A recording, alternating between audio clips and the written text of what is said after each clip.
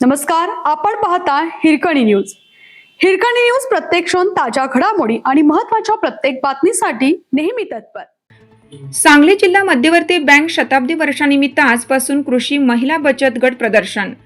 सांगली जिल्हा मध्यवर्ती सहकारी बँकेच्या शताब्दी वर्षानिमित्त शुक्रवारपासून 5 दिवस सांगलीतील नेमिनाथ नगर येथील क्रीडांगणावर भव्य कृषी व महिला बचत गट प्रदर्शनाचं आयोजन करण्यात आलं आहे, अशी माहिती जिल्हा बँकेचे अध्यक्ष मानसिंगराव नाईक यांनी दिली.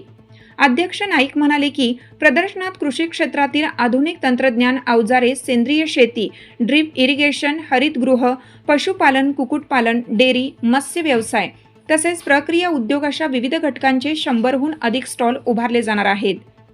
शेतकऱ्यांना नवीन तंत्रज्ञानाची माहिती मिळावी, उत्पादनाला बाजारपेठ उपलब्ध व्हावी, हा या उपक्रमाचा मुख्य उद्देश आहे. महिला बचत गटांसाठीही स्वतंत्र प्रदर्शन भरवण्यात येणार असून 150 पेक्षा अधिक स्टॉल्समध्ये महिलांनी तयार केलेले विविध उत्पादने सादर केली जाणार आहेत. यांत्रिकीकरणासह नाविन्यपूर्ण तंत्रज्ञानाने वेधले लक्ष.